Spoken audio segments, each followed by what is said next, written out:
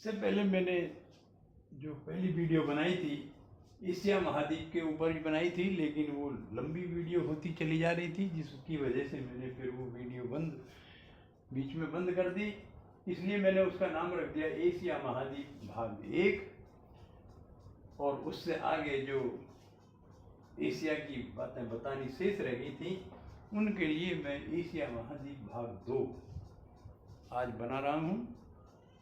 तो उसे भी आप ध्यान से देखें। उस दिन पहली जो वीडियो बनाई थी तो वो यहाँ इस ग्रांड बैंक के पास से बंद हो गई थी। इसी का मैं दोबारा से परिचय यहाँ पर दिए देता हूँ।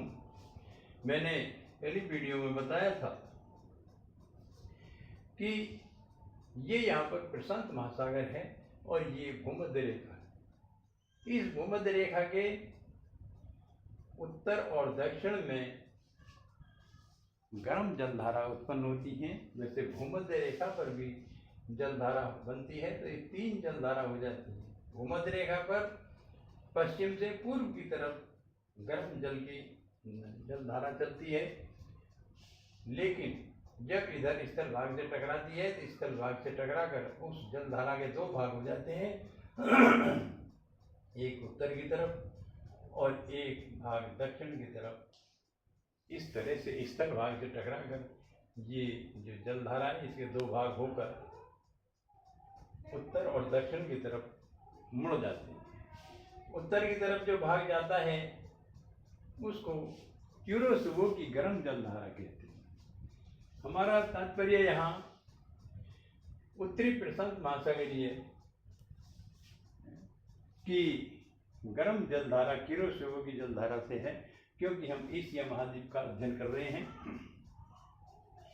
जो दक्षिणी प्रशांत महासागरीय गर्म जलधारा है वो इधर ऑस्ट्रेलिया की तरफ चली जाती है।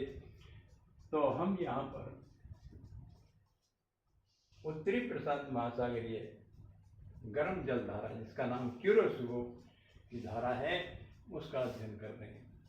तो ये उत्तरी प्रशांत महासागरीय की गर्म जलधारा यहाँ जब एशिया से आकर टकराती है तो ये जलधारा उत्तर की तरफ घूम जाती है, मुड़ जाती है। इसी का एक भाग यहाँ स्थल भाग से टकराकर दक्षिण की तरफ भी चला जाता है और दक्षिण की तरफ जाकर ये भाग भूमध्य रेखा पर आकर फिर भूमध्य रेखा के साथ साथ पूर्व की तरफ चला जाता है। तो इसका जो बड़ा भाग यहाँ एशिया महाद्वीप से टकराकर उत्तर की तरफ चलता है, इसका नाम यहाँ क्यूरोसुवो की गर्म जलधारा हो जाता है। इस जलधारा के साथ साथ इस समुद्र में कुछ वनस्पतियाँ भी उत्पन्न होती हैं। उनमें से कुछ वनस्पतियाँ मछलियों का मुख्य भोजन होती हैं। वो वनस्पतियाँ भी इस जलधारा के साथ साथ बहकर आ जाती हैं। यहाँ चीन के पूर्व में और जापान के पश्चिम में उत्तर से ध्रुव की तरफ से, उत्तरी ध्रुव है उत्तर में, ध्रुव की तरफ से ठंडी जलधारा दक्षिण की तरफ आती है, जिसे ओयोसिवो की धारा कहते हैं। गलती से उस दिन इस ओयोसिवो की धारा का नाम कनारी की धारा बोल दिया गया था, जो गलत था। सही नाम है ओयोसिवो की धारा। तो ये उत्तर से ठंडी जलधारा आती है और दक्षिण से गर्म जलधारा आती है। यहाँ चीन के पूर्व में और जापान के पश्चिम में ये दोनों जलधारा आमने सामने हो जाती हैं। आमने सामने हो जाने से गर्म और ठंडे के मिलन से यहाँ पर कोहरा उत्पन्न हो जाता है। और जैसा कि मैंने बताया था, इन धाराओं के साथ में मछलियों के भोजन से संबंधित वनस्पति भी बहकर घास आदि यहाँ आ जाती है, जिसे खाने के लिए दूर दूर से मछलियाँ यहाँ को भागती हैं। तो इस क्षेत्र में जब मछलियों की भारी संख्या होती है तो यहाँ के लोग उन मछलियों को पकड़ते हैं। यहाँ संसार की सबसे अधिक मछलियाँ पकड़ी जाती हैं। इसको ग्रांड बैंक कहते हैं। तो ये मैंने जो पहली वीडियो बनाई थी उसको दोबारा से स्पष्ट किया। इसके बाद जैसे ही कि यहाँ ये एशिया महाद्वीप का पूर्वी छोर है, ये उत्तरी अमेरिका का पश्चिमी छोर है। इन दोनों के बीच में समुद्री भाग है, यहाँ स्थल भाग नहीं है। ये जो समुद्री भाग है, इस समुद्री भाग को कहते हैं बेरिंग जल संधि। जल संधि या जल डमरू मध्य एक ही बात है, अलग अलग बात नहीं है। तो ठीक इसी तरह से यहाँ ये भारत है और नीचे ये श्रीलंका है। इन दोनों के बीच में यहाँ समुद्री भाग है। ये जो समुद्री भाग है, यहाँ भारत में एक रॉबर्ट पाक नाम के एक गवर्नर जनरल हुआ था। उसने अपने नाम पर इसका नाम पाक जल संधि रख दिया। यहाँ इस पाक शब्द का जो तात्पर्य है, इस पाकिस्तान देश से नहीं है। पाकिस्तान देश यहाँ पर है, उससे इसका कोई लेना देना नहीं है। ये तो रॉबर्ट पाक अंग्रेज था एक, उस अंग्रेज ने अपने पाक शब्द के नाम पर इसका नाम पाक जल संधि रख दिया। माना यह जाता है कि रामायण काल में रामचंद्र जी ने भारत से श्रीलंका तक ये जो समुद्री भाग है, इस पर पत्थर का पुल बनवाया था। और आज भी ये जो भूभाग है, ये दोनों के बीच का जो समुद्री भाग है, इसमें पत्थर आदि पाए जाते हैं। और ये उथला है, जो शेष दोनों तरफ के समुद्री भाग हैं वो गहरे हैं और ये कम गहरा है। ऐसा लगता है कि पहले वास्तव में यहाँ पर पत्थर आदि डालकर निकलने के लिए रास्ता बनाया गया होगा, जिसे राम सेतु कहते हैं। तो ये जो पाक जल संधि है, इसी का भारतीय नाम है राम सेतु। तो इस तरह से ये राम सेतु की जानकारी मैंने आपको बताई। यहाँ मैं साथ के साथ एक बात और बताऊं कि ये जो एशिया महाद्वीप है, समतल कागज पर इसका जो मानचित्र बनाते हैं वो इस तरह से बनता है, जबकि वास्तव में ये इसका जो रूप है ऐसा नहीं है।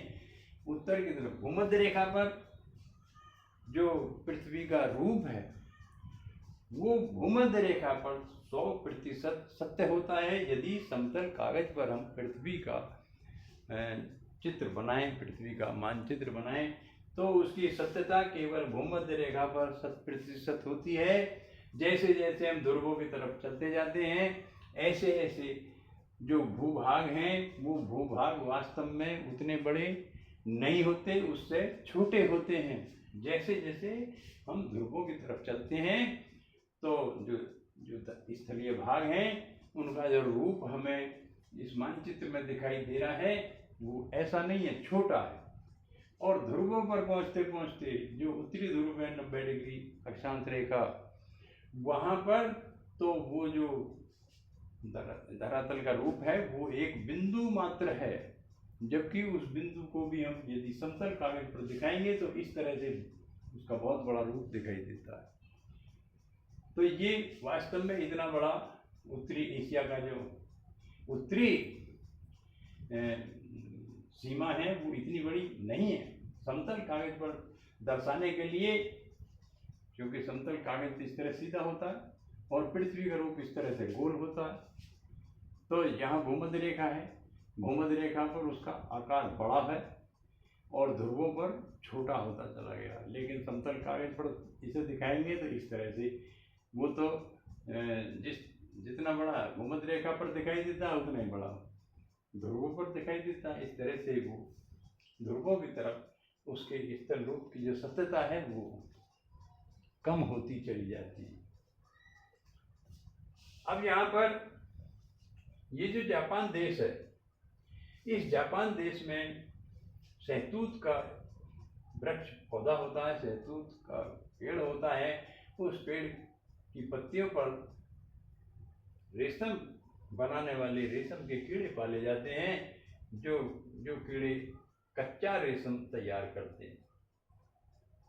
उस कच्चे रेशम को उन कीड़ों से प्राप्त करके रेशम तैयार होता है। संसार के अन्य देशों में जापान से रेशम निर्यात किया जाता है। ये यहीं पर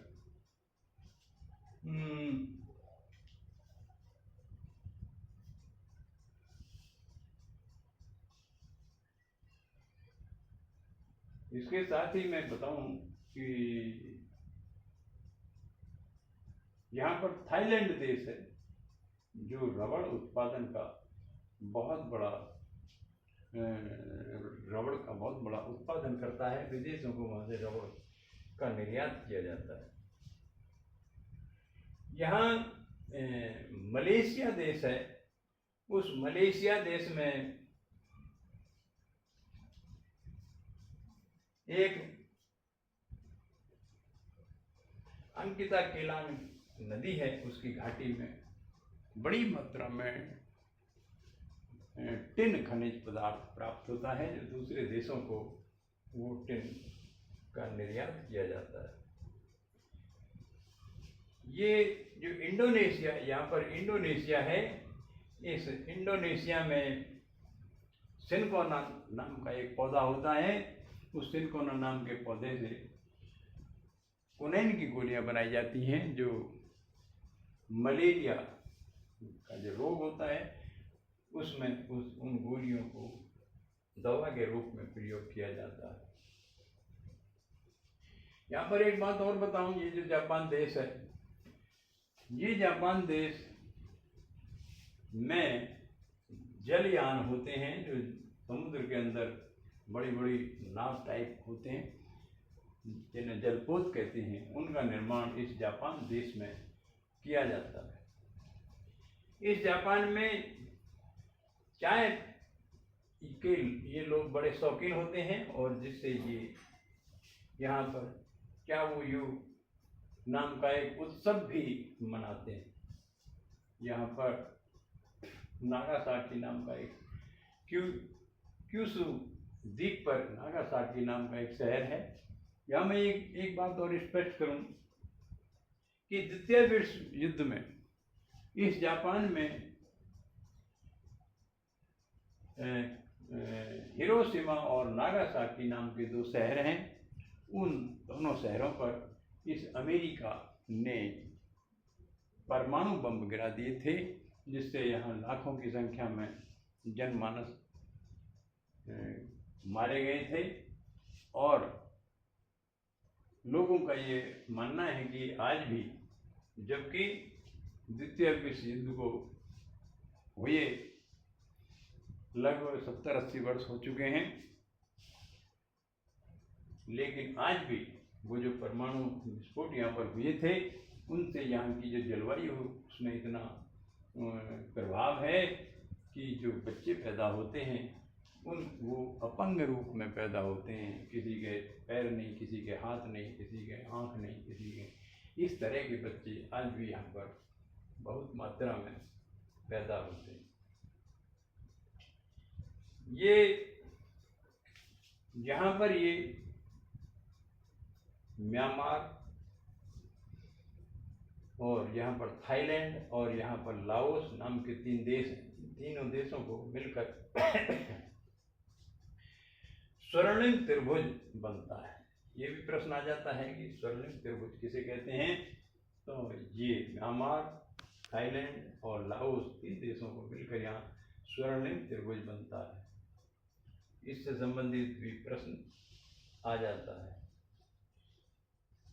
इस तरह से मैंने मुख्य रूप से जो एशिया महाद्वीप से संबंधित बातें हैं वो भी मैंने बताई। यहाँ पर मैं एक बात और बताऊं, ये समुद्री भाग इधर अरब है, यहाँ ईरान है। इन दोनों के बीच में जो समुद्र है इसको कहते हैं फारस की खाड़ी।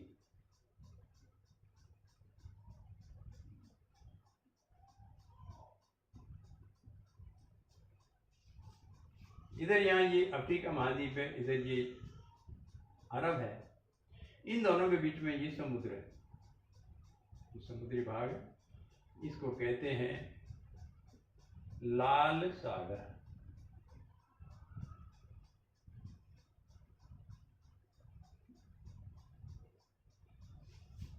यहाँ इस लाल सागर और ये ऊपर भूमध्य सागर, इन दोनों के बीच में भूभाग है।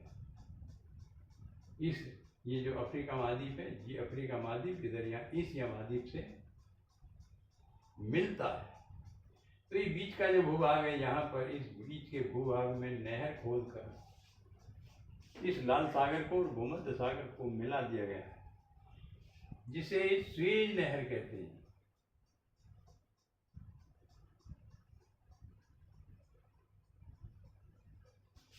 तो जैसे ये भारत देश है, इस भारत देश को यदि इधर ये यूरोप है, इधर इंग्लैंड है, यूरोप के पश्चिम में ग्रेट ब्रिटेन, तो यदि भारत का जलपोत कोई पहले चलता था तो वो भारत से चलकर यहाँ अफ्रीका महाद्वीप के दक्षिण से होता हुआ इस तरह से जब ग्रेट ब्रिटेन में पहुँचता था। लेकिन जो विश्व के देश हैं, उन्होंने ये सलाह दी कि लाल सागर को भूमध्य सागर से यहाँ बीच में जो भूभाग है, यहाँ नहर बना दी जाए, नहर द्वारा इनको जोड़ दिया जाए, तो भारत से चलने वाला जलपोत फिर इतना बड़ा चक्कर काटने की बजाय यहाँ से चलकर लाल सागर में होता हुआ इस तरह से स्वेज नहर में होता हुआ भूमध्य सागर में और आगे यहाँ ग्रेट ब्रिटेन में पहुँच जाता है। तो ये जो समुद्री मार्ग है, वो समुद्री मार्ग बहुत छोटा हो गया। यहाँ पर मैं एक बात और बताऊं कि समुद्र का वह भाग जो लगभग 3 तरफ से स्थल भाग से घिरा हो, उसको खाड़ी कहते हैं। सागर का वह भाग जो लगभग 3 तरफ से स्थल भाग से घिरा हो, उसे खाड़ी कहते हैं। जैसे जिसे फारस की खाड़ी कहते हैं, ये लाल सागर की खाड़ी है, ये यहाँ पर अरब की खाड़ी है, यहाँ पर बंगाल की खाड़ी है, क्योंकि 3 तरफ से स्थल भाग से घिरा हुआ है। इसी तरह से वह भूभाग जो 3 तरफ से समुद्र से घिरा हुआ हो, उसे प्रायद्वीप कहते हैं। ये जो भारत का नीचे का त्रिभुजनुमा भाग है, ये पश्चिम में भी, पूर्व में भी, दक्षिण में भी समुद्र से घिरा हुआ है, इसको प्रायद्वीप कहा जाता है। भारत का, दक्षिण भारत का प्रायद्वीपीय क्षेत्र। इसी तरह ये यहाँ पर अरब है और ये भूभाग भी इधर समुद्र से घिरा है, इधर समुद्र से घिरा है और नीचे दक्षिण में भी समुद्र से घिरा है, तो ये इसको अरब प्रायद्वीप कहते हैं। इस तरह से मैंने बताया कि जो भूभाग 3 तरफ से समुद्र से घिरा होता है, उसे प्रायद्वीपीय क्षेत्र कहते हैं। और समुद्र के अंदर जो छोटे आकार का भूभाग होता है, उसे द्वीप कहते हैं। जो बड़े आकार का भाग होता है, उसे महाद्वीप कहते हैं। इस तरह से मैंने ये एशिया महाद्वीप का भाग 2 की जो मुख्य बातें हैं, वो मुख्य बातें मैंने बताई। यहाँ पर मैं एक परिचय और दे दूं, यहाँ ओबी-एनीसी लीना नाम की नदियाँ हैं जो उत्तरी एशिया में उत्तर की तरफ बहती हैं, जबकि पृथ्वी का जो ढाल है उत्तर से दक्षिण माना जाता है। लेकिन ये 3 नदियाँ ऐसी हैं जो इधर दक्षिण है, ऊपर उत्तर है, दक्षिण से उत्तर की तरफ बहती हैं। यहाँ ये उत्तर में आर्कटिक सागर है। ये मुख्य रूप से जाड़े की ऋतु में जब सूर्य दक्षिणी गोलार्ध में होता है, तो ये जो आर्कटिक सागर है बर्फ से जम जाता है। तो इन नदियों के जो मुहाने हैं वो बर्फ से जम जाते हैं। धीरे धीरे उन नदियों का जो घाटी में जो पानी है, वो सभी पानी धीरे धीरे बर्फ बन जाता है। लेकिन जब उत्तरी गोलार्ध में गर्मी की ऋतु आती है, तो जैसे जैसे दक्षिण से सूर्य उत्तर की तरफ आता है, ऐसे ऐसे इन नदियों का पहले दक्षिण का भाग का जो पानी है बर्फ बना हुआ, वो पिघल कर पानी बनता है, लेकिन आगे बर्फ उसे जाने नहीं देता, तो वो पानी यहीं पर फैल जाता है, जिससे यहाँ कीचड़नुमा बन जाता है। धीरे धीरे जब यहाँ पूरी गर्मी की ऋतु मई जून का मौसम आ जाता है, तो इन नदियों का जो मुहाने का क्षेत्र है, वहाँ का जो बर्फ है वो भी पिघल जाता है, तब ये पानी इन नदियों द्वारा आर्कटिक सागर में जाकर गिरता है। तो ये नदियाँ जाड़े की ऋतु में जम जाती हैं, जिनसे इनमें पानी का प्रवाह बहना बंद हो जाता है। गर्मी की ऋतु में इनमें पानी बहता है। तो इस एशिया महाद्वीप में ऐसी भी नदियां हैं जो दक्षिण से उत्तर की तरफ बहती हैं। इधर दक्षिण पूर्वी एशिया में नदियां पश्चिम से पूर्व की तरफ बहती हैं। इधर में यहाँ भारत में भी नदियां मुख्य रूप से पश्चिम से पूर्व की तरफ बहती हैं।